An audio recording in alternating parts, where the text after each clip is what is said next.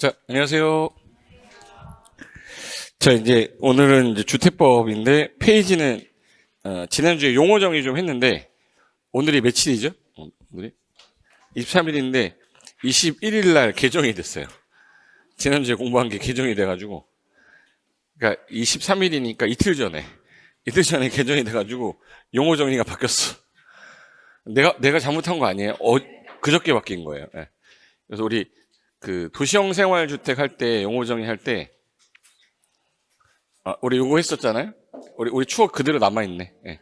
그대로 남아있죠. 근데 여기서 뭐가 바뀌었냐면, 일단 도시형 생활주택은 뭐 때문에 나온 거였냐 기억이 안 날 수도 있으니까 한번 해볼게요. 우리가 1인 가구가 주로 돈이 많으면 좋은 데 가겠지만 돈이 없는 사람들은 주로 어디 가냐면, 예를 들어서 학생들은 어디 가죠? 기숙사. 근데 돈이 좀 있어. 그럼 약간 상업지역 가가지고 나는 여기서 거주할 거야 해서 어디서 주로 살지? 오피스텔. 그리고 좀 돈이 없어요. 돈이 없으면은 한 달 살이로 이렇게 들어가서 사는 데 있어. 고시원이 지금 현재 이름이 뭐로 바뀌었어요? 다중생활시설이에요. 예. 그러니까 다중생활시설 이렇게 하거든요. 그러니까 옛날에 종전 이름이 고시원이었었어요. 근데 우리가 고시원이라고 그러면, 저도 고시원에서 한 1년 6개월 살았는데, 신림동에 가면 제가 처음에 이제 제대하자마자 고시원 들어갔거든요. 그때 왜 고시원 들어갔냐면, 진짜 그 검사의 부푼 꿈을 끊고 나도 한번 대한민국에서 멋진 검사가 돼보자 했는데 안 하길 잘한 것 같아. 좀 사회적 분위기가 검사는 별로 아닌 것 같은데, 그때는 거기 아니면 공부할 데가 없어가지고 갔는데 고시촌이라고 했거든요. 그래서 전부 다 그 삼선 슬리퍼에 그 검은 반바지에 위 흰티야. 교복이에요, 그 동네는. 예. 전부 다 그거 입고 걸어 다니고 저기서 뭐 담배 피우고 있고 막 이랬는데, 그 고시원의 느낌은 고시 공부를 하기 위한 거니까 그냥 방에 잘 수 있고 책상만 있었어요. 그 씻을 수 있는 것도 그냥 간이 이렇게 샤워 부스 이런 거 딱 하나 있고, 밥을 먹으려면은 나가야 돼요. 이렇게 나가서 그 공동치사라고 하는 데가 있어. 가스레인지 막 드드드드 한 소리도 막 들려요. 예. 그런 데였는데, 지금 고시원 가면은 고시 공부하는 사람들 있는 게 아니잖아. 일용직 근로자들이 잠깐 일하러 왔는데 잠깐 거주할 곳이 없어서 고시원 간다거나 생활이 좀 약간 불편해가지고 약간 지금 당장 어디 이사 가야 되는데 못 가면 잠시 거주하거나 이런 형태인데, 이게 고시랑 상관이 없지 않냐. 그래서 이름을 왜 아직까지 고시원이라고 쓰고 있어. 그래서 법에서는 그럼 다중이 생활하는 여건을 갖춘 주택 아니냐 해서 다중생활시설로 바꾼 거예요. 그리고 노인분들은 어디 가냐면 노인 복지주택이라고 있어. 그래서 요 1인 가구들이 제일 많이 가거나 2인 가구가 제일 많이 몰려가는 곳이 저긴데, 얘네가 주거 환경이 되게 열악해요. 주거 환경이 열악한데 갈 곳이 없어가지고 어쩔 수 없이 간 거잖아, 그죠? 그러면 이거에 대체되는 거를 주거 환경이 좀 좋게끔 하자 해서 도시 안에서도 생활할 수 있는 주택에서 도시형 생활주택, 이거를 2012년도인가 그때 만들었어요. 2012년도에 만들면서 도심지 안에서 생활을 하기 위한 주택이다 해서 분류를 3개를 처음에 만들 때 단지형 연립하고 단지형 다세대하고, 그다음에 옛날에는 이게 기숙사형 주택이었어요. 기숙사라는 주택을 원룸형으로 바꿨어. 원룸형으로 바꿨다가, 원룸 그러면 방이 몇 개인 것 같아요? 근데 방이 2개 있는 것도 있는데 왜 원룸이라고 그래? 그래서 이 단어를 또 바꿔서 소형주택이라고 썼어요. 이거를 그저께까지 썼다고. 그저께까지 21일까지 전까지는 소형주택이라 쓰다가, 소형주택인데 이 조건이 3가지가 있었거든요. 자, 일단 3가지 조건은 뭐냐면, 1인 가구가 들어가서 내가 독립이 돼야 되니까 먹고 씻고 자구가 돼야 돼요. 먹고면 뭐죠? 주방을 법률용어로 부엌이라고 그래요. 법률용어는 부엌이야. 부엌이 먹고, 그 다음에 씻고는 뭐야? 욕실. 욕실 있어야 돼. 그 다음에 방은 당연히 있겠지. 주택인데 방이 없으면 주택이 아니잖아. 그래서 욕실하고 부엌을 반드시 갖춰야 되고, 전용 면적은 60제곱미터 이하로 좀 작게 줘라. 그리고 지하에는 설치하지 마라. 이 조건이 이거였었어요. 그리고 단지형 연립, 단지형 다세대는 원래는 연립하고 다세대는 4계층 이하잖아요. 근데 도시형 생활주택으로 지정이 돼서 지면 건축위원회 심의 거쳐서 5계층까지 해줍니다. 많이 지란 얘기요? 많이 짓지 말란 얘기예요? 많이 지라고 얘는 완화해 준 거예요. 그리고 소형주택도 주차장을 완화해서 옛날에 한 가구가 들어가면 주차장 한 대가 나와야 되는데 소형주택을 50채 짓잖아요? 그 50대가 나오려면 지하를 어마어마하게 파야 돼. 수익률이 떨어지니까 그럼 소형주택은 3분의 1로 줄여주겠다 해서 주차 대수가 그냥 뭐 세대 갖고 막 10개 넘게 방을 만드는 거야. 그러니까 제일 많이 돈이 되는 게 뭐예요? 그러니까 우리나라 어디 가든 도시형 생활주택 다 소형주택이에요. 근데 소형주택이 대부분 대규모로 짓다 보니까 몇 층 이상으로 짓냐면 대부분 5계층 이상으로 져. 그러니까 얘는 아파트로 져도 되고 연립주택으로 져도 되고 다세대로 져도 되는데 대부분 아파트로 짓거든요. 대부분 아파트로 짓는데 소형주택이라는 표현을 쓰면 저 아파트가 되게 작다라는 개념이 너무 세잖아. 그래서 야, 안 되겠다. 야, 이거 소형이라는 말 쓰지 말고 아파트형 주택이라 하자. 바꿨어요. 그래서 이름이 이제 뭐예요? 아파트형이야. 이게 아파트가 하도 뜨니까 이걸로 바꾼 것 같아요. 그래서 아파트형 주택이라고 하면서 전용 면적을 너무 60 이하로 줄이니까 야 1인 가구하고 2인 가구가 많은데 1인, 2인 가구가 지금 현재 대부분인데 그러면 2인 가구들도 좀 살 수 있게 아파트형이니까 좀 크게 해도 되지 않겠냐 해서 전용 면적 60 이하를 삭제시켜 버렸어요. 그래서 이제부터 작년에 기출문제, 재작년 기출문제 푸시면 안 돼. 이거 반영된 기출문제 푸셔야 돼요. 무슨 말인지 아세요? 공법은 안전진단도 지난주에 개정돼서 안전진단도 해야 되는데 마침 우리가 정비법은 나중에 하기로 했으니까 너무 좋은 거야. 공부 다 해놨는데 바뀌면 짜증나잖아요. 근데 개정이 된 이유를 알면 그때 그거 개정됐었다고 들었는데 하니까 오히려 기억이 더 잘 날까 봐 설명하는 겁니다. 그럼 이제는 조건에서 전용 면적 얼마 이하는 없어졌다. 60 이하는 없어졌고 소형주택이라고 이제 안 해요. 너무 작아 보이잖아. 그래서 그냥 무슨 주택이라 한대요? 아파트형. 그래서 이거 봐요. 연립 있고 다세대 있고 아파트죠. 공동주택이에요. 그러니까 도시형 생활주택은 이제 단지형 연립, 단지형 다세대 그리고 뭐 아파트형 주택이 있다 이렇게 된 거야. 이제 여기까지 이해됐죠? 더 우리가 외우기 쉬워진 거예요. 그럼 전용 면적 얼마 이하는 없어졌어요? 그럼 결론은 이거네. 좀 작은 건데 아파트형으로 해가지고 도시형 생활주택 치면 얘네들은 주택 질 때 세대당 한 대의 주차장을 안 갖춰도 되니까 건설하는 사람들이 많이 짓겠네, 조금 짓겠네. 많이 지라고 한 거야. 많이 지라고 했는데 분상제 적용하면 애들이 분양가 상한제를 적용하면 나는 1억에 팔려고 하는데 정부가 8천에 팔래. 건설회사가 수익이 별로 없죠. 안 짓는단 말이에요. 그래가지고 안 되겠다 해서 분상제 적용을 안 해, 얘는. 그래서 도시형 생활주택의 특징이 이건데 지금 뭐가 바뀌었는지만 보여줄게요. 그럼 일단 300세대 미만은 그대로인데 아까 단지형 연립, 단지형 다세대가 있었는데 요거 소형주택이라는 표현이 이제 뭐로 바뀌었어요? 아파트형으로 바뀌었어요. 아파트형 주택으로 바뀌었고 요거 전용 면적 얼마가 없어진 거예요? 60 이하가 없어진 거예요. 이건 지금 수정하시면 돼 지금. 그 다음에 여기 소형이라고 써 있는 것 중에서 여기 소형주택과 그 밖의 주택은 1세대를 함께 건축하는 경우는 허용한다. 이건 뭐냐면 이제 도시형 생활주택에서 주인집도 하나 넣어야 되잖아. 주인집도 하나 넣어야 되니까 85를 초과하는 것도 하나 넣어주는 거예요. 그럼 여기서 요 소형이라는 말은 도시형이라고 바꿨어. 도시형 생활주택은 그 밖의 주택 한 세대 주인집하고 설치할 수 있다. 한 세대 넣어주겠다. 그리고 여기 소형이라는 단어 여기서부터 나오는 건 다 아파트형으로 바꾸면 돼요. 아파트형 주택과 도시형 생활주택이 아닌 거는 같은 건물 안에 설치할 수 없지만 준주거 지역하고 상업 지역에서는 허용하겠다. 그리고 소형주택이라는 단어 뭐로 바뀌었다고요? 아파트형. 요거만 바꾸면 돼.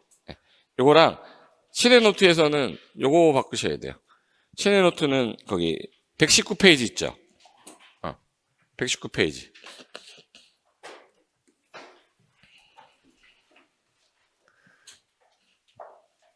(119페이지에) 여기서 요 단어는 이제 없어진 거야. 소형주택을 제외한 주택 요건 이제 없어진 거고 소형주택을 제외한 주택 요건 없어졌어요. 없어지고 전용면적 얼마 이하는 없어졌어요? 60 이하. 그리고 이제 소형이라는 단어를 이제 뭐라고 부른다? 아파트형. 이거 몇 번 바꾸다 보면 그냥 외워져요. 소형이라는 단어 이제 안 써요. 근데 기출 문제집은 이미 다 저게 소형으로 들어가 있을 거예요. 나중에 기출 문제 나오면 이거 개정됐다고 그랬지 이렇게 아셔야 돼. 그리고 도시형 생활주택과 함께 할 수 없다 해놓고 여기 소형주택이라는 단어 뭐로 바꾸라고요? 아파트형. 그리고 이거 소형주택 요거는 도시형 생활주택으로. 그리고 소형주택이라는 거 이거 아파트형 주택으로. 그럼 이거 수정하면 끝난 거예요. 뭐 몇 개 안 되죠? 소형이라는 단어 아파트형으로만 바꾸면 되고 전용 면적 얼마 이하라는 기준 없어졌다. 근데 시험장에는 60 이하라고 나올 거예요. 틀렸네 이렇게 해야 돼. 옛날에는 맞는 지문이었단 말이에요. 에? 이제 아파트형 주택은 60 이하여야 된다란 말은 틀린 말이야. 옛날에는 맞는 말이었는데 지금은 틀린 말이 된 거니까 옛날 기출문제를 풀으시면 해석이 안 된다고. 됐어요. 여기까지 됐죠?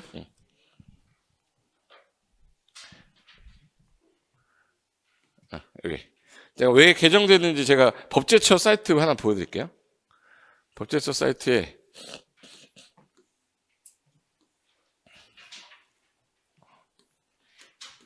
제 카페에다가 넣어놨는데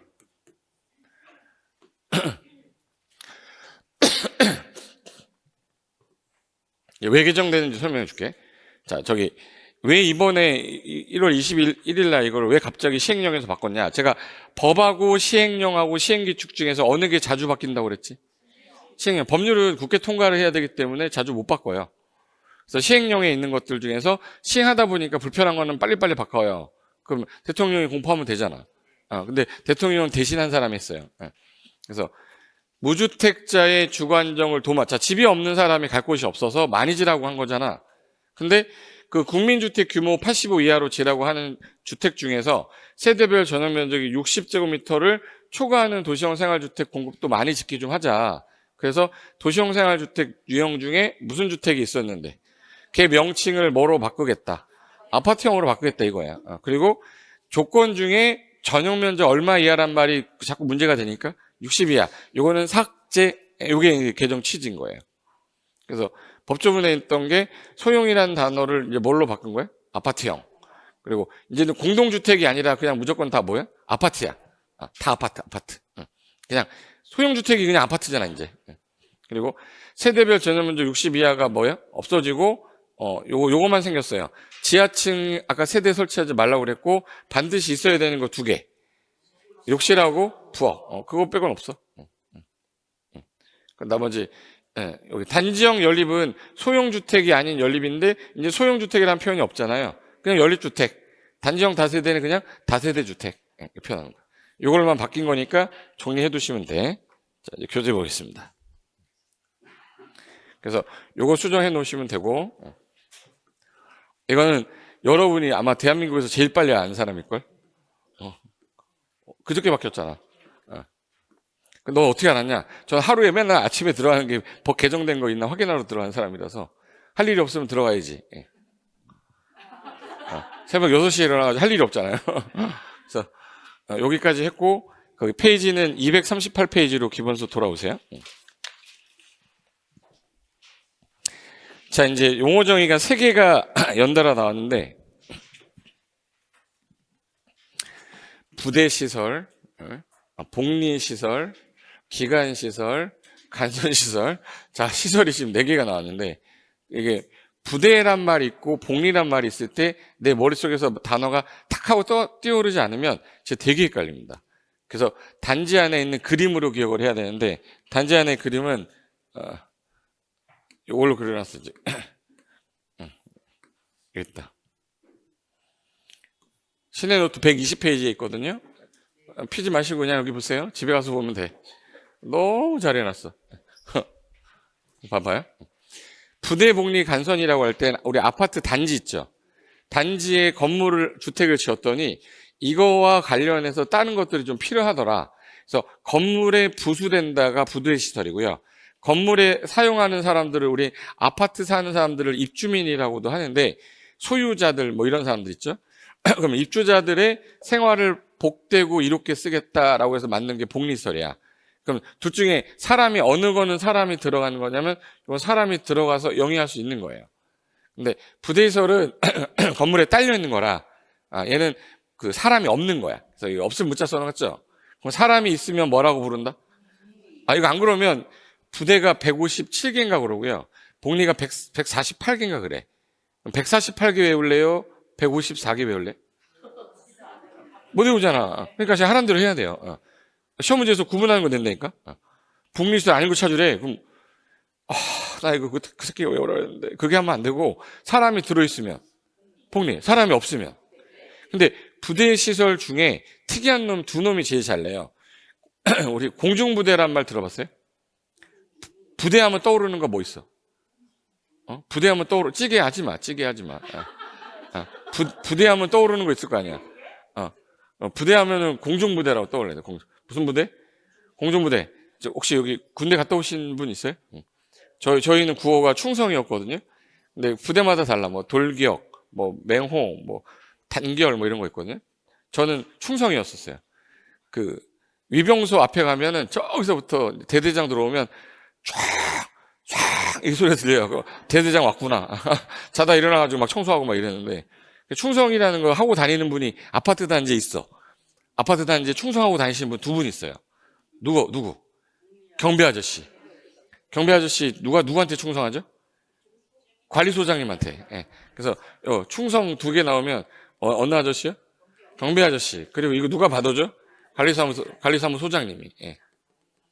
그래서 경비실하고 관리사무소는 사람 들어가요, 못 들어가요? 들어가는데 부대로 해놨어. 그러니까 자꾸 복리라고 시험이 되는 거야.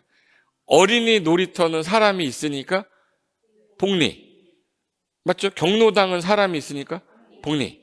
피레침은 사람이 그래 부대. 없는 부대. 담장은 부대. 단지 안에 도로는 부대. 사람이 누워 있어요? 부대. 어린이 놀이터 복리. 상가 피아노 학원 테니스장 놀이터. 그 개가 노는 거 아니잖아. 사람이 노는 거잖아. 그럼 제가 얘기한 거 다 이해됐으면 문제 다 풀 수 있어. 근데 조심할 게 공중부대라고 해서 공중화장실이랑 공중전화박스만 복리시설로 안 돼 있어. 그 부대시설로 돼 있어. 공중전화박스는 사람이 들어가는 거잖아. 근데 공중전화박스랑 공중화장실은 뭐야? 부대시설로 돼 있어요. 그래서 공중부대 충성만 외우면 돼. 공중부대는 충성은 뭐야? 부대라니까 부대. 공중부대 뭐야? 충성. 그럼 내가 묻는 말에 대답하시면 돼. 경비실은 부대시설이야. 복리라고 하면 안 된다고. 관리사무소 부대. 경로당 복리. 그 정도 구분하면 돼요. 그럼 단지 안에서 돌아다니는데 여기 단지 안에 도로 있을 거 아니야. 도로가 있을 거고 여기도 도로 있어. 근데 단지 바깥에 도로 있죠. 근데 연결하는 거 있잖아. 간선시설이라고 그래요. 간선 연결한다는 뜻이야. 단지 안에 있는 기관시설과 단지 바깥에 있는 기관시설을 뭐 하는 거? 연결하는 거. 그럼 도로 연결돼야 돼, 안 돼야 돼? 돼야죠. 예를 들어서 상하수도 들어가야 될 거 아니야. 전기 들어가야죠. 가스, 통신, 난방. 바깥에 소식 연결해 주는 게 뭐예요? 우체통. 그래서 우체통도 간선실로 가요. 근데 우체통은 국가 거예요. 우정국이잖아. 국가 거잖아요. 그래서 국가 거라 국가가 설치 의무자고 도로 상하수도는 지자체가 기반시설 설치 의무자라서. 근데 전기는 한전이 해야 되고요. 가스는 가스공사가 해야 되고 통신은 KT가 해야 돼요. 난방은 난방공사가 해야 돼. 그래서 얘는 공급하는 공급자가 설치 의무자다. 그래서 얘네가 설치 의무자인데 단지 안에 있는 기관시설과 단지 바깥에 있는 기관시설을 연결한다. 그러면 뭐야? 간선. 기관하고 기관 연결하면 뭐야? 간선이에요. 그래서 법조문에는 이렇게 써 있어요. 자, 부대시설이란 건축물, 사람이 있다, 없다? 없다. 복리시설은 사람이 있다. 그럼 일단 건축물 건축할 때 필수적으로 따라가는 시설인데 요 담장은 사람이 없잖아요. 주차장 사람 없죠. 근데 공중은 부대를 했잖아. 공중은 부대시설이에요. 공중전화박스는 사람이 쓰는 거지만 부대로 해놨다고. 그러니까 자꾸 틀지. 관리사무소 충성 부대. 보안등 자전거 보관소 경비실 충성 부대. 건축 설비 딸려있는 공중 화장실 이거 전부 다 부대인데 복리는 거주자가 생활할 때 복대고 이렇게 써라. 사람이 들어가서 영위하는 거. 경로당, 입주자 집회소, 노인정 뭐 이런 거 있죠. 다 뭐예요? 복리시설. 그리고 기간시설은 보통 우리가 도로, 상하수도, 전기, 가스 이런 시설들 한꺼번에 뭐라고 불러요? 기간시설. 근데 요 기간시설을 단지 안에 있는 거랑 밖에 있는 걸 연결한다는 말이 나오면 간선이야. 그래서 시험에서는 요거 구분하는 거를 옛날에 한 10번 냈고요. 맨날 나왔어, 저거. 주택법이 옛날에 2문제 나올 때도 맨날 나오더네요. 지금 주택법 7문제잖아요. 옛날에 9개 법일 때 주택법이 2문제였었어요. 그러니까 농지법하고 같은 취급을 받던 애야. 지금 7문제로 늘었기 때문에 다 자세하게 하는 거야. 그리고 간선시설이라는 건 도로, 상하수도, 전기, 가스, 통신, 난방 이게 기간시설이었잖아요. 그 주택단지 안에 있는 요 기간시설을 단지 바깥에 있는 같은 종류의 기간시설에 뭐를 하면 연결. 그럼 그거를 간선시설 하는데 이 가통지는 조심해야 돼. 가스하고 통신하고 지역 난방은 단지 안에 있는 기간시설도 포함해서 간선시설이라 한다. 이게 무슨 말이냐면 가스, 통신, 지역 난방 있죠. 쟤는 단지 안에 들어있어도 기간시설이지만 간선시설 하겠대요. 이게 무슨 말이냐면 이게 아파트가 있어. 아파트가 있고 여기 바깥에 있는 기간시설이 있는데 혹시 가스 있죠, 가스. 한국가스공사가 가스 연결할 때 여기 가스관이 있을 거고 여기에 가스관이 있을 거 아니야? 두 개 연결해야 되죠. 요게 간선시설인데 요게 간선시설이잖아요. 그럼 이제 가스를 여기다 딱 연결해 놓고 나머지 집은 니들이 연결해라 그럼 폭발하잖아. 그래서 얘네가 집까지 와가지고 이렇게 연결해 주고 가요. 그래서 요거 안에 있어도 간선시설이라고. 통신은 이렇게 통신을 딱 이렇게 해놓고 네가 집에 가서 ADS에 깔아? 집까지 와서 깔아주잖아. 그래서 요거 안에 단지 안에 연결하는 것까지 요 안에 있어도 무슨 시설? 간선시설. 지역 난방도 여기까지가 그 간선시설이 아니라 난방도 안에까지 연결해 줘야 되잖아. 그래서 요거 세 가지. 가, 통, 지. 가가 뭐예요? 가스, 통신, 지역 난방. 걔는 단지 안에 있어도 뭐라고? 간선시설을 한다고 해서 얘가 시험에 답으로 맨날 나오네. 까통지라고 그랬어요. 까통지, 까가 뭐예요? 가스시설, 통신시설, 그리고 난방시설, 지역 난방시설은 단지 안에 들어있어도 뭐라고 한대? 단지 안에 있어도 요 기간시설도 뭐예요? 간선시설이다 이 뜻이에요. 시험 가면 가스통신, 지역 난방을 가스를 전기라고 바꿀 수 있어요. 제가 까통지라고 기억을 하는 거야. 뭐라고요? 까통지. 됐어, 거기까지. 자, 그 다음에 이제 세대 구분형 공동주택이라고 썼는데, 제목 자체에 다 써 있어요. 세대를 구분한 형 주택인데, 혹시 미우새 아세요? 미우새 이상민이 옛날에 어떤 돈을 빌린 사람 집에 거주했거든요. 그거 대화가 안 된다, 이거. 걔가, 미우새가 무슨 쪽방 같은 데서 잤거든요. 근데 걔 바깥에 나와가지고 들어가서 형님 가면서 들어가요. 근데 한 집이거든요. 한 집인데 여기서 살고, 여기 주인은 여기 살아. 그러니까 세대를 구분만 해서 사는 거예요. 그러다 중간에 문을 딱 열고 들어가더라고. 그 세대 구분형인데 우리가 아파트를 질 때 여기 한 세대잖아요. 한 세대인데 옆에다 하나를 더 줘요. 하나 줘서 현재 이 전체는 한 세대인데 세대를 몇 개로 구분했네. 그러면 이제 세대를 구분한 형태네. 그럼 이거를 나중에 다른 사람한테 월세를 주고 월급도 받을 수 있어요. 그래서 내 안에 너 있다가 아니라 내 안에 집 하나 더 있다 이거야. 한 채를 더 나오고 뭐 세 채 해도 돼. 세대는 구분이 된 건데 그럼 나중에 이거 잘 봐요. 원래는 대부분이 여기서 만약에 방이 이렇게 있다고 그러자.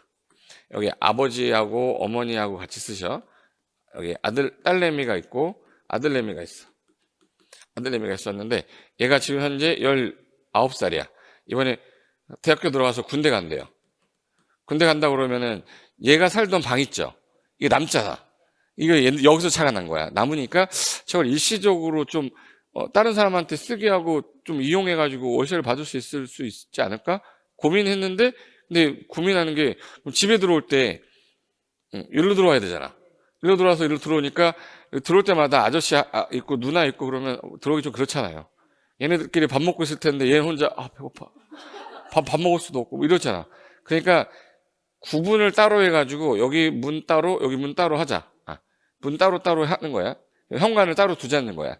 그럼 얘 여기서 이제 밥 먹고 있어야 되는데 여기도 밥 먹어야 되죠. 여기도 뭐가 있어야겠네. 부엌이 있어야 돼.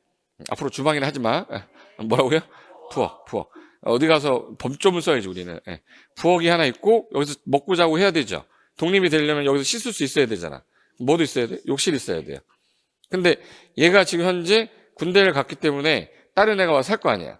근데 얘가 6개월 있다가 의가제대했어요. 무릎이 파열이 돼가지고. 그럼 돌아왔잖아. 그럼 이거 어떻게 해야 돼요? 얘 내보내고 얘 보내야 될 거 아니야. 근데 우리 아들내미가 군대 간 것 같아. 항상 여기만 있어가지고. 그럼 나중에 통합이 안 되잖아요. 그래서 중간에 구분 출입문을 하나 만들겠대. 구분 출입문이거나 경량구조 경계벽이라고 그래요. 경량구조라는 건 발로 뻥 치면 벽이 무너지는 거. 그럼 그런 형태로 하게 되면 현재 세대는 몇 세대인 거예요? 2세대인데 한 사람 소유권이에요. 구분 소유할 수는 없어. 그래서 구분 소유할 수는 없는데 저렇게 하는 게 좀 용이하지 않냐. 그래서 요즘에 전체 아파트 지을 때 900세대를 지면 3분의 1까지는 지켜줍니다. 그러니까 900세대 중에 몇 세대까지는 최대 허용하겠네? 300세대. 전체 면적 중에서도 전용 면적의 3분의 1까지는 돼요. 근데 이거는 처음에 건설할 때 이 형태로 짓는 거를 처음에 건설하려면 건축법 가는 게 아니라 무슨 법으로 와야 돼요? 주택법은 허가라고 안 하고 뭘 받아야지? 사업계획 승인. 그래서 얘는 사업계획 승인을 받아 건설하는 공동주택은 이런 조건을 갖춰라 이 뜻이에요. 그 다음에 두 번째는 이미 지어놓은 애들 있죠. 이미 여기 집을 지어놨는데 지난주에 제가 리모델링 하는 거 동영상 보여드렸지. 그 동영상 보여드릴 때 얘네가 주요 골조는 남아있고 다 나갔다가 와가지고 옆으로 수평중축, 수직중축 됐죠. 수평중축할 때 최대 몇 프로까지? 30%. 85제곱미터 미만의 조그만 아파트는 좀 더 짓게 해주려고 40% 이거 했었잖아. 그럼 얘가 나갔다가 들어왔을 때 하나가 이렇게 해서 더 커졌어. 그럼 이거는 이렇게 해서 더 벽이 붙어서 더 커졌죠. 근데 요거를 세대를 구분하는 거야. 세대를 구분해가지고 요것도 지을 수 있어요. 요거 한 세대, 두 세대 된 거죠. 기존 세대 포함해서 딱 하나만 더 하게 해줬기 때문에 기존 세대 포함해서 두 세대까지밖에 못 져. 기존 세대 포함하면 몇 세대? 그러니까 세 개를 할 수는 없다고. 그럼 이거는 현재 리모델링 한 거죠. 리모델링은 기능을 뭐 하기 위한 거예요? 증이 뭐죠? 증축, 대수선. 증축, 대수선은 뭐 받아야죠? 허가. 그럼 공동주택 리모델링 뭐 받아야 돼? 허가. 여기. 공동주택 행위 뭐를 받거나 허가 받거나 신고해가지고 하는 건 리모델링 얘기하는 거예요. 리모델링 할 때에는 기존 세대수 포함해서 얼마? 포함해서 몇 세대까지? 두 세대까지. 그럼 이거 독립된 구조 갖춰야 되죠. 그럼 얘는 여기 현관이 있었을 거 아니에요? 그럼 여기는 출입문을 하나 더 만들래요. 그럼 여기도 욕실이 있고 부엌 있어야 되죠. 그래서 기존 세대 포함해서 몇 세대 이하? 두 세대 이하. 세대별로 각각의 그 공간마다 반드시 욕실하고 뭐고? 부엌. 그리고 출입문이 다른 데 있어야지 들어가면서 안녕하세요 할 수 없잖아. 그래서 구분 출입문이 하나 있어야 된다. 근데 리모델링 할 때, 당시 공동주택 전체 세대수가 1000세대다. 100세대까지밖에 안 돼요. 전체 세대수의 몇 분의 몇? 10분의 1까지밖에 못 져요. 근데 이거 10분의 1을 하나에다 몰빵해서 다 짓게 하면 안 되잖아요. 그래서 그 한 개 동에 3분의 1을 넘으면 안 돼요. 한 개 동에 얼마를 넘지 말걸? 3분의 1. 그래서 요거 10분의 1하고 3분의 1 갖고 틀리게 합니다. 지금 제가 지금 한 거는 처음에 지은 거 얘기한 거예요. 리모델링 할 때 한 거야. 이거는 주어를 봤을 때 허가받아 건축하는 경우를 말하는 거야. 근데 앞 페이지에 있었던 거는요. 자 봐. 사업계획 승인이라는 건 처음에 질 때를 말하는 거잖아. 처음에 질 때 세대별로 각각 구분해서 뭐가 꼭 있어야 된다. 욕실하고 부엌하고 현관. 근데 옛날에 이걸 주차장이라고 해서 답으로 틀겠었어요. 주차장 아니에요. 그리고 세대가 나중에 아까 합가할 수 있어야 된댔죠. 합가하려면은 주요 구조부에서 경계벽이 있을 거 아니야. 그게 무슨 구조? 경량구조. 그래서 경량구조의 경계벽으로 하든지 아니면 출입문을 연결문을 만들든지. 그리고 전체 900세대면 얼마밖에 못 지어요? 3분의 1. 300세대니까 3분의 1 넘으면 안 되고 전체 전용 면적의 3분의 1 넘으면 안 돼. 그래서 나중에 하면 요 조건하고 뒤에 있던 조건하고 섞어요. 그러면서 이제 머리 아파지기 시작한 거야. 내가 그게 하도 헷갈려 하길래 제가 아예 요거를 여기다 그려놨어요. 진짜 내가 만들었지만 너무 잘 만든 것 같아. 웃자고 했으면 그냥 웃어요. 짜증내지 마. 짜증내지 마. 이거 봐봐. 자. 요게 지금 현재 문 보시면 여기가 101호 A 하고요. 101동 101호 B 이렇게 돼 있어요. 세대 구분형이니까 출입문이 두 개로 돼 있지. 그러니까 여기 들어가면 얘 원룸이에요. 이렇게. 원룸이고 여기 주인집이에요. 근데 여기 끝에 보면 경량구조 발로 팍 차면 연결이 되게 돼 있어요. 이렇게 생겼어요. 그래서 요 101호 A, 102호 B. 그래서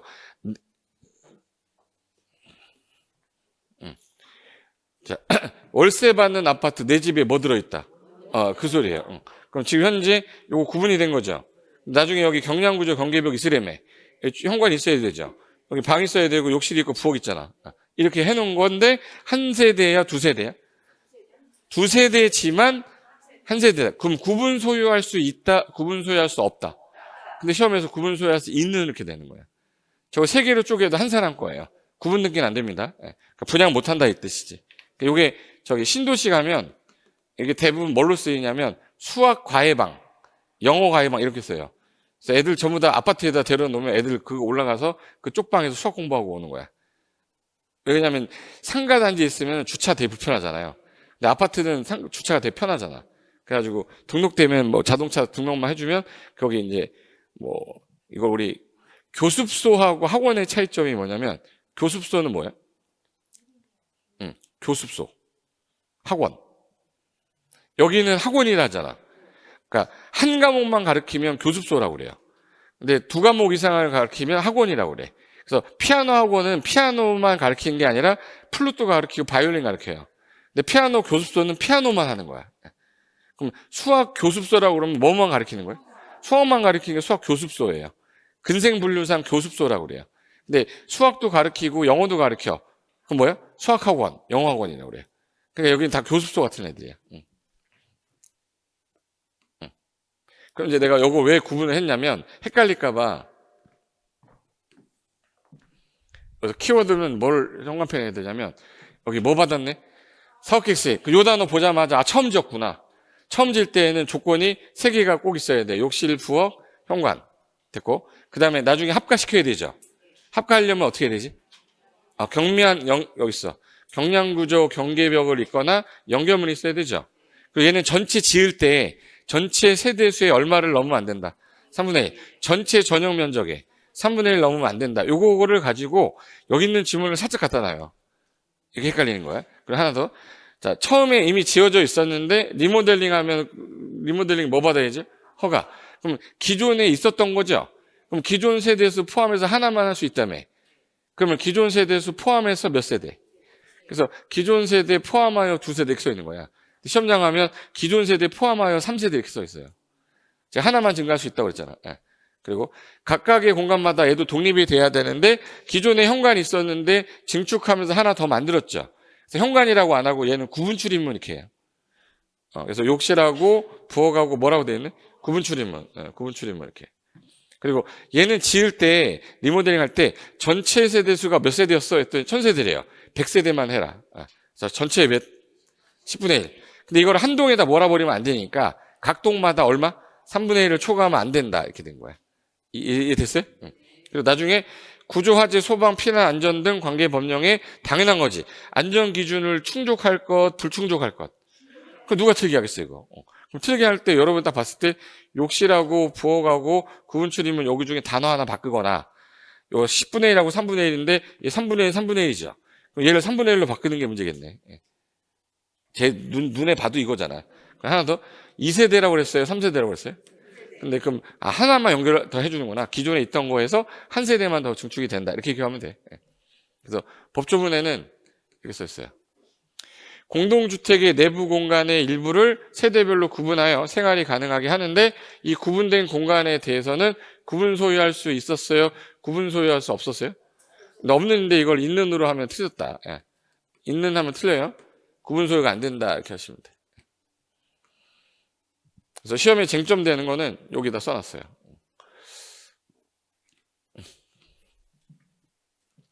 자, 일단 한 세대지만 세대 구분을 해도 세 개로 구분했어. 소유권은 누구야? 한 사람이야. 그 구분 소유 없다가 쟁점이에요. 그 다음에 처음 건설한다 그러면은 뭐야? 사업계획 승인. 기존에 있던 걸 리모델링 한다. 허가 신고. 그럼 기존 세대 포함해서 얘는 몇 개? 2개. 얘는 기존 세대 포함이란 말을 쓸 수가 없지. 맞죠? 처음 하는데. 예. 그리고 출제할 때 요 사업계 승인이란 말을 딱 듣는 순간 아, 처음 건설하는구나. 이렇게 해야 돼. 처음 건설하는 거니까 얘는 허가 신고하는 거랑 다르다. 아, 그리고 욕실 부엌은 반드시 있어야 되는데 현관은 뭐 처음 질 때 있어야죠. 근데 리모델링 할 때 하나 더 만든 거니까 그때는 구분 출입문이라 하는데 유사한 개념이에요. 그리고 숫자는 다 3분의 1인데 아까 리모델링 할 때 전체 세대 수의 몇 프로까지밖에 10분의 1. 근데 그거를 3분의 1로 바꾸면 헷갈리지 말라는 거예요. 예. 그리고 최소 면적은 얼마 이하일 것 이런 게 없어요. 뭐 60 이하로 해야 된다, 뭐 30 이하로 해야 된다 이런 말씀은 틀린 거예요. 그리고 연결문, 경량구조, 경계벽이 보였다. 그럼 이거 처음에 애초에 질 때 저렇게 진 거잖아. 처음에 질 때 연결문을 만든 거잖아요. 구조 설계를 할 때. 그러니까 이 단어 보자마자 아 처음 지는 거구나. 처음 지는 거니까 사업계 승인 받을 때의 조건이지 이렇게 하시면 돼. 이게 시험장 가면 되게 헷갈려서 제가 이걸 얘기 안 해주잖아요. 모의고사 때 맨날 틀리고 난 다음에 울면서 와요. 문제가 자기는 이게 답인 줄 알았는데 헷갈렸던 거지. 그래서 요거 교과서에 있는 거는 항상 머릿속에 어디다 동그라미 쳐놔야 돼? 사업계 승인이면 요 조건, 허가 요건이면 다음 뒤에 요건이에요. 그리고 제가 아까 구분 소유할 수 있다고 그랬어요. 구분 소유 못 한댔어요? 아, 여기 없느니 여기 중요한 단어예요. 이거 한 문제 나올 것 같아서 제가 여기 봐요. 34회 때도 나왔고 33회 때도 나왔어. 35회 때 쉬었거든. 그럼 올해는 가능성 있죠. 그리고 세대 구분형 공동주택은 항상 이상민 생각하시면 돼. 미우새 집 나눠서 또 쓰던 거. 그거는 주택과 관련하여 주택 건설 기준을 적용할 때 이거 아까 세대 수가 3개로 나눴어. 3개도 나눠도 관계 없이 뭐인 세대야? 하나의 세대라 구분 듣기 되지 않는다. 자, 그 다음에 공공택지란 단어 앞으로 계속 나올 거거든요. 주택법에서 제일 많이 나오는 단어 중에 하나가 공공택지예요. 그럼 공공택지가 뭐야? 라고 하면 주어가 공공이라는 단어랑 택지라는 단어 2개를 합성한 거야. 그러면 공공이 건설했다는 뜻이겠지. 민간이 한 게 아니라는 얘기야. 공공이 건설했는데 택지를 조성했어. 뭐 지려고 택지 조성했을까? 건물 중에서 아파트 같은 큰 거 지려고 했겠죠. 아파트를 우리 무슨 주택이라고 하죠? 그렇죠. 그 2단어가 나와야 돼. 공공사업으로 조성이 돼서 뭐가 건설되는 공동주택이 건설되는 용지만 공공택지라고 그래요. 이제부터 누가 공공택지가 뭐야 그러면 아, 우리나라 공공사업으로 싹 밀어가지고 택지 조성하잖아. 근데 거기다가 아파트 질 거야, 뭐 연립 질 거야. 그러면 걔를 뭐라 그래? 공공택지라고 그래요. 그러면 이제 물어볼까?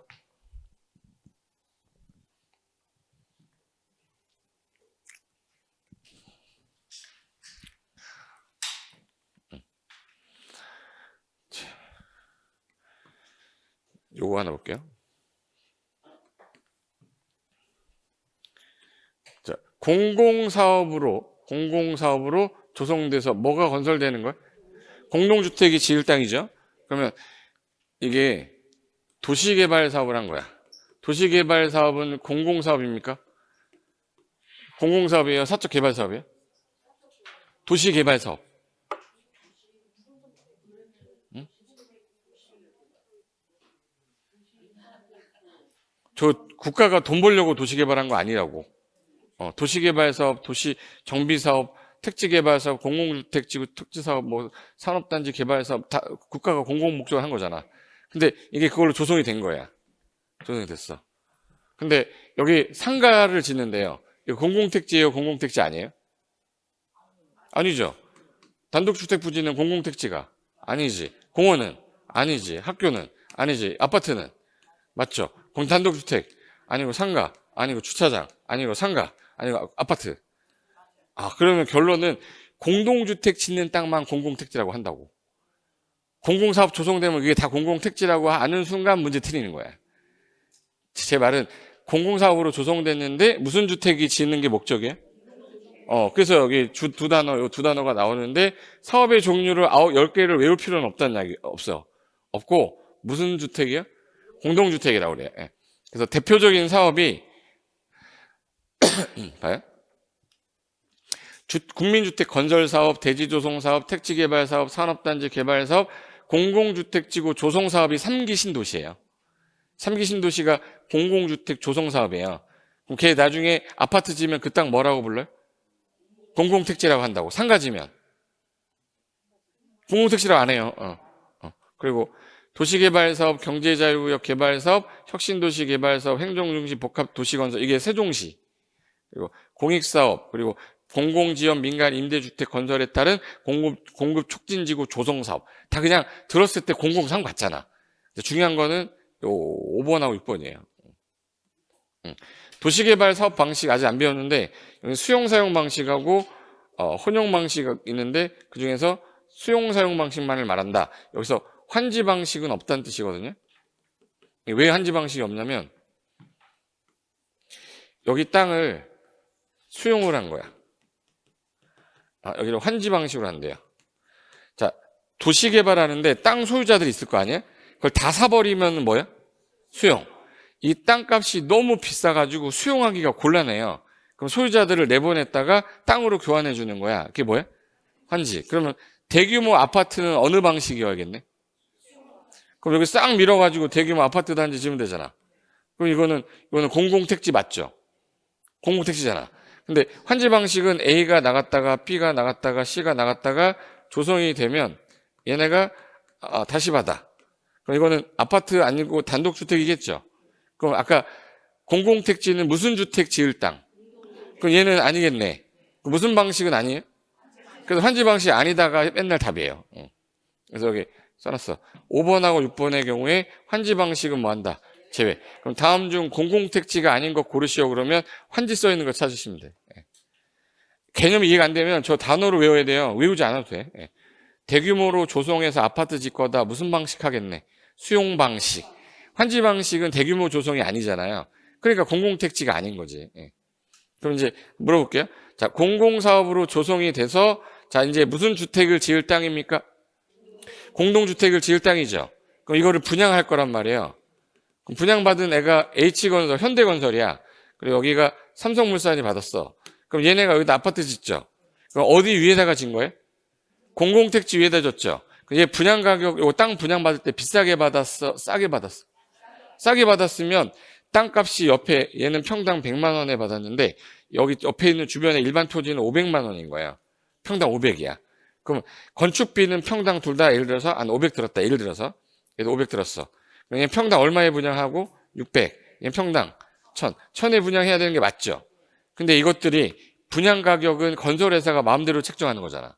그럼 얘네들이 이걸 1000만 원으로 해버리면 중간에 얼마를 먹어버렸네? 평당 400을 먹었어요. 400을 먹었어. 10평이면 4천이야. 100평이면 4억을 먹었어요. 그럼 30평짜리를 짓잖아요. 30평짜리 한 채당 얼마 먹는 거예요? 그냥 1억 2천. 너무 어려워요? 30평이면은 3, 4, 10, 1억 2천이잖아. 한 채당 1억 2천이야. 100채면 1200억을 먹는 거야. 120억을 먹어요. 그럼 건설회사 입장에서는 요렇게 분양해야 될 거 아니야. 근데 얘 싸게 샀잖아요. 그러니까 정부가 볼 때, 야, 너 싸게 샀는데 분양가 1000만 원이 말이 되냐? 너 다운시켜. 얼마까지요? 800까지 해. 800까지 해야 돼요. 그럼 공공택지에서 조성되는 아파트는 분양가에다가 뭐 걸어야겠네? 그래서 분상제 적용 대상이 공공택지야. 그래서 분양가 상한제는 어디다 적용됩니까? 그러면 공공택지예요. 그럼 공공택지가 아닌 지역인데도 투기가 일어날 것 같다 그러면 분상제 적용 대상 지역 이렇게 묶어요. 그러니까 원칙은 어디다가 적용하는 거예요? 이제 물어볼게요. 3기 신도시가 무슨 사업이에요?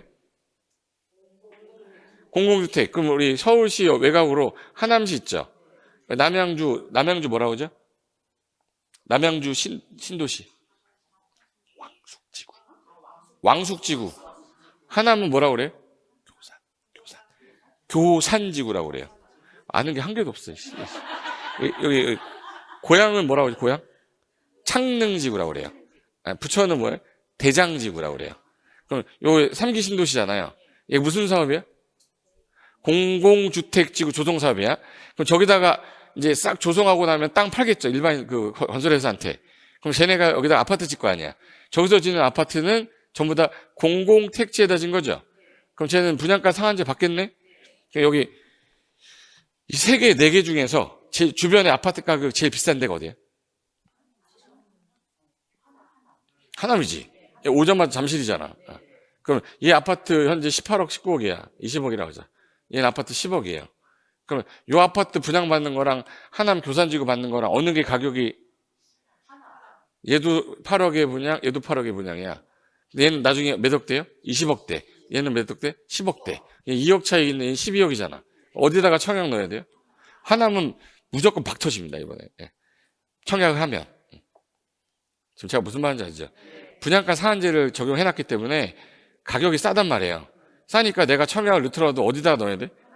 여기 이런 대장에다 넣으면 힘들다고. 그럼 당첨 확률은 여기가 높겠죠? 여기는 제가 볼 때 당첨 안 돼요. 청약 가점제 84점인가 5점 다 맞아야 돼. 만점이어야 돼. 그러니까 부양가족이 6명이 돼야 되고 40세 넘는 동안 집을 가진 적이 없어야 되고, 그리고 그 청약 넣어가지고 10년 이상 된 사람이 최우선 1순위예요. 그 사람이 있어요, 여기? 없잖아요. 저 혼자 사는데요? 5점. 내가 부양가족 6명, 1명당 머리당 5점이에요. 그러니까 이게 30점 만점이 되려면, 그래서 애들 막 입양했다가 파양하고 하는 거야. 나쁜 놈들 그것 때문에 막 입양하고 그랬었어요. 그러니까 이런 짓 하지 마시라고. 그럼 여기 세 가지는 무슨 지구라서? 공공택지라서 여기서 분양되는 아파트는 무슨 상한제를 받는다? 분양가 상한제를 받는다. 그럼 저거 청약 넣어서 당첨되면 얘는 완전 대박이죠. 그럼 이거 분명히 투기 일어났겠네? 안 일어나겠네? 그래서 이거를 못 팔게 해놨어요. 그걸 전매 금지라고 그래요. 그래서 취득하고 나면 옆에 있는 아파트 가격 차이에 따라 5년짜리, 3년짜리, 2년짜리가 있어. 근데 하나만 아마 5년짜리 거예요. 그럼 5년 동안 못 팔아요. 그랬더니 애들이 무슨 생각해요? 전세 주면 되지. 머리 쓴 애들이 있을 거 아니야. 그래서 분상제 받으면 거주 의무까지 넣어놨어요. 전세를 못 주게 하려고. 그래서 일정 기간 거주 안 하면 팔 때 LH가 다 취득해버리고 프리미엄 날려버리는 거야. 그러니까 분상제 적용을 받으면 거주 의무도 있고 전매 금지 기간이 있구나를 이해를 해야지 암기라는 게 아니라고. 이제 결론 얘기할게요. 분양가 상한제가 받으면 우리 입장에서는 좋은 거죠. 건설회사 입장에서는 낮아지니까 별로 안 좋은 거야. 그래도 사업은 해야지. 먹고 사는 게 사업이었던 사람이니까. 그러면 이제 그걸 분양받게 되면 투기가 일어날까봐 무슨 제도가 들어있다. 전매 금지. 일정 기간 동안 옆에 있는 아파트 가격에 따라 금액 따라 여기 기간이 뭐 3년짜리, 2년짜리가 다 달라요. 그리고 취득하고 난 다음에 분상제 받으면 이것들이 전매 못하니까 전월세 줘버려요.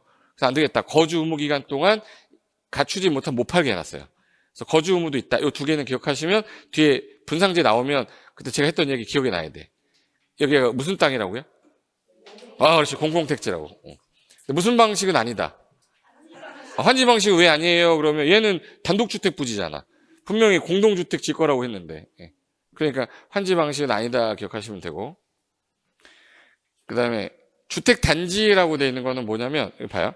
혹시 단자가 그릇 단자거든요. 주택이 건설되는 대규모 하나의 단지를 말하는 거야. 제가 이렇게 자세하게 얘기할 시간은 오늘 기본 이론 할 때밖에 없어요. 나중에 그냥 환지 없죠? 이렇게 하고 갈 거란 말이야. 3월달에 온 사람 돌아버리는 거야. 저게 뭐라는 거야? 생긴 것만 잘생겨갖고, 서울로 욕을 어마어마해요. 재수없어요? 왜 웃는 거야? 진짜 왜 웃는 거야? 아니란 얘기지. 나도 알고 있어. 주택 단지라고 그랬잖아. 합격할 거야. 100% 합격할 거야. 주택 단지 할 때 1단지 들어봤어요? 2단지, 3단지 들어봤지? 어디는 주공 1단지, 어디는 주공 2단지 하잖아요. 왜 그러냐면 관리 측면에서 나온 거야. 이 전체를 관리하기 너무 힘드니까 요거 나눠서 1단지, 주공 1단지, 푸르지 1단지, 푸르지 2단지 이렇게 하는 거야. 그래서 신도시 가면 101동 예를 들어서 102호, 102동, 103동 이렇게 하다가 옆에 가면 201동, 202동이죠. 1단지, 2단지잖아. 중간에 도로가 되게 넓은 도로가 지나갈 때 구분하는 거예요. 그걸 단지 구분이라 하는데 철도가 만약에 지나가 버리면 관리하기가 불편하지. 그래서 법에서는 이렇게 하자. 주택 건설 사업을 하거나 대지 조성 사업을 할 때 주택도 짓고 딸려있는 부대복리에서 같이 지어야 될 거 아니에요? 그거를 짓는 하나의 토지, 전체 하나의 그릇을 하나의 단지라고 할 건데 다음의 시설로 분리가 됐다.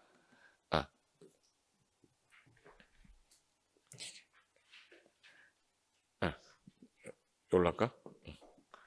다음의 시설로 분리가 되면 각각 별개의 단지로 보겠대요. 그러면 이렇게 해가지고 여기가 이렇게 고속도로가 지나가는 거야. 고속도로 지나가잖아요.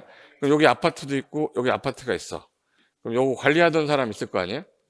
관리하던 사람이 이거 관리하려고 하려면 죽음을 무릅쓰고 뛰어야 돼요. 예. 관리 불편하잖아. 그럼 이거 1단지, 2단지 별개의 단지로 본다 이 뜻이에요. 뭐가 지나가면? 철도, 고속도로, 자동차 전용도로. 그리고 폭이 되게 넓어서 일반 도로는 몇 메타? 20m. 도시계획 예정도로는 8m. 그리고 일반 국도도 포함합니다. 예. 지방도로도 포함하는데 혹시 국가대표 고자철이라고 아세요? 구자철 말고 고자철이라고 있어. 국가대표 누구? 국가대표 고자철이 얘가 자전거 타고 전국 8도 도는데 20일 걸려요. 몇 도 걸려? 8도 20일. 따라해 8도 20일. 8m 이상의 도시계획 예정도로랑 20m 이상의 일반 도로로 구분이 되면 별개단지로 보겠대요. 국이 뭐야? 국도. 고가 뭐예요? 고속도로. 자가 뭐예요? 자동차 전용도로. 철이 뭐야? 철도. 요거 갖고 틀리게 할 거예요. 국가대표, 그거 써놨잖아. 뭘 쓰고 있어. 여기 써놨는데. 국가대표 뭐라고? 고자철. 자전거 타고 전국 8도 도는데 며칠 걸려요? 20일. 8도 20일. 그래서 국도, 고속도로, 자동차 전용도로, 철도 8m 이상의 도시계획 예정도로예요. 20m 이상의 무슨 도로? 일반 도로. 지문에 이렇게 나왔어요. 일반 도로가 15m의 일반 도로로 구분이 되면 하나의 단지로 본다. 맞죠? OX로 대답해 빨리. 15m의 일반 도로로 구분이 되면 하나의 단지로 본다. 맞죠? 20m 이상이 아니잖아. 20m 이상이면 별개단지잖아요. 근데 15m면 20m 이상이 아니잖아요. 그럼 15m의 도로로 분리되면 하나의 단지로 본다. 맞다. 이게 우리 답 지문이었어요. 틀린 거 찾아라 뭐 할 때. 몇 미터? 그럼 이거 일반 도로는 20m잖아. 그럼 이게 도시계획 예정도로다 그러면 별개의 도로로 본다. 별개 단지로 본다 이래야지. 그래서 8도 21. 8도 21. 그거 어디다 써놨냐면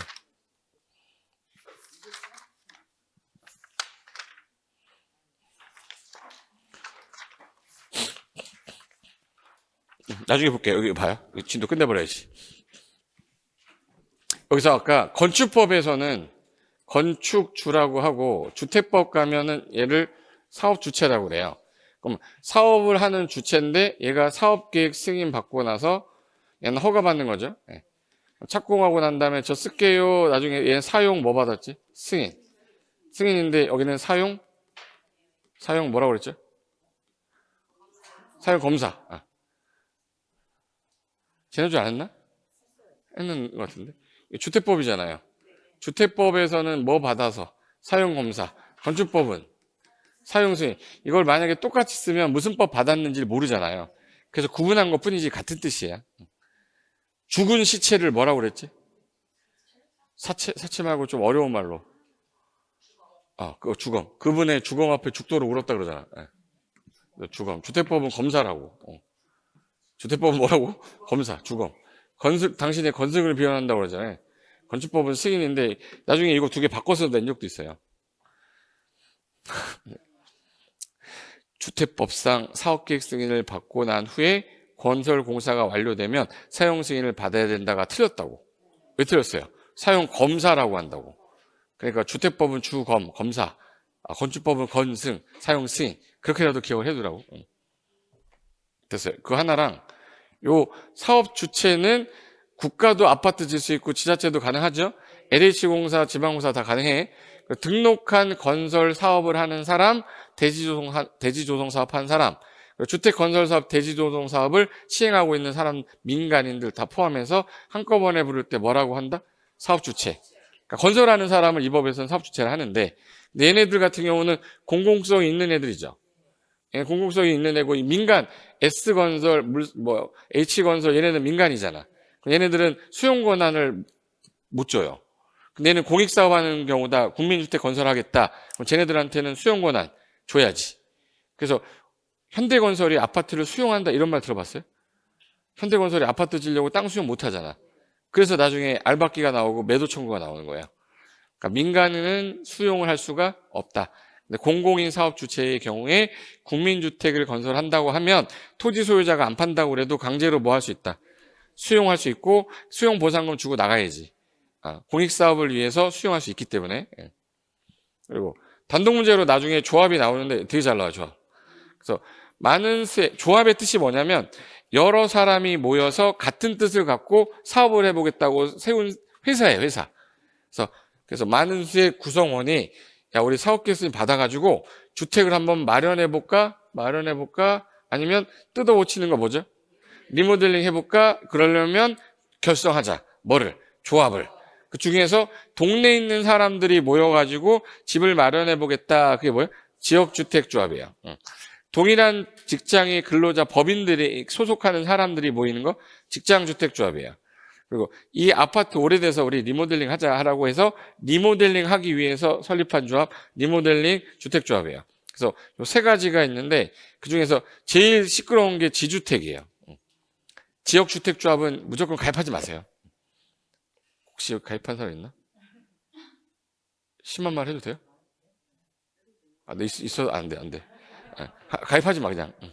제가 성공하는 걸 10개 중에 1개밖에 못 봤어요. 100개 하면은 10개도 안 돼.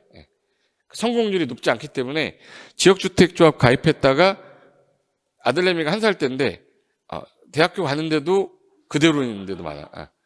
왜 지역주택조합은 그러냐면 여기저기 아파트 질 거예요라고 얘네들이 조합을 설립할 때 사람들 모집했죠. 근데 이 땅을 뭐 해야 돼요? 사야 되잖아. 근데 얘네는 민간이잖아. 수용 권한이. 얘가 안 팔겠다 그러면 그냥 계속 있어야 돼. 얘는 못 해요. 그러니까 계속 10년, 20년 동안 그대로 있고 조합원비는 내야 되고 안 내야 되고 냈는데 그동안 활동비 하면서 점심 먹고 했을 거 아니야. 1년 지나면 또 내래요. 또 냈어. 근데 1년 지났는데 또 냈어. 근데 우리 아들 대학교 갔는데 아직도 또 내고 있어. 가만히 있어야 돼요. 이거 PD수첩에 얘기해야 돼. PD수첩에서 조사 나오잖아요. 여기서 조합장들 얼굴 가려가지고 진행이 안 되는 걸 어떡하란 말입니까? 뭐 이러면서 월급 얼마 받아요? 저 평균 500 받는데요. 일자리가 없는 사람이 맨날 500만 원 쓰고 법카 쓰고 다니고 막 이럴 거 아니야. 그러니까 문제가 생기지. 가입하지 말라고. 뜻은 좋았으나 끝은 창대하리가 아니라 하대하리라. 아니야. 그래서 일단 세 가지가 있다는 건 뒤에서 나올 거야. 그러면 이거 하나 해보자. 도시형 생활주택은 어느 지역에다 지라고 그랬지? 도시 지역에 몇 세대 미만으로? 300세대 미만. 그럼 만약에 500세대랍니다. 이 국민주택 규모, 이제 소형이라는 단어는 뭘로 써야죠? 이제는 이제 아파트형이라고 바꿔야 되는 거야. 우린 배운 사람이니까. 소형이라는 단어는 무조건 뭐로 바꿔요? 아파트형. 그럼 아파트형 도시형 생활주택에 해당한다, 안 한다? 안 하죠. 왜 안 해? 300세대 미만이어야 되잖아. 공구라고 나오면 하나의 주택단지에서 야 이거 우리 구분해서 여기 먼저 109, 209, 309 나누졌죠. 그럼 요거는 너비 폭이 몇 미터 이상이 돼야 되고 6미터 이상 폭 갖추고 각 세대는 몇 세대 이상 300세대 이상 건설해야 된다. 맞죠? 그러면 주택단지에서 둘 이상으로 구분되는 1단의 구역으로 공구별 세대수는 몇 세대 이상일 것? 300세대 이상일 건데 500세대로 나왔어요. 그리고 세대 구분형이란 말 나오면 이상민 떠올라야죠. 세대 구분형 공동택은 여러 세대로 나눴으나 구분 소유할 수는 없다. 내부 공간의 일부를 세대별로 구분하여 생활이 가능한 구조로 하되 구분된 일부에 요 구분 소유할 수 있는 없는? 이걸 있는으로 내서 틀렸던 거였어요. 됐어요. 여기까지가 이제 용어 정리 끝난 거고 완전히 용어 정리가 한 문제에서 두 문제 나와요. 그럼 7문제 중에서 주택법은 7문제 중에서 우리는 몇 개가 목표야? 5개. 2개 틀려도 상관없어요. 그럼 일단 용어 정리해서 두 문제는 다 맞출 수 있어. 저거만 하면 돼. 그 다음에 이제 하나, 둘, 3개만 더 맞추면 되니까 주택법 양이 공시법하고 중개사법 합친 거보다 많을걸?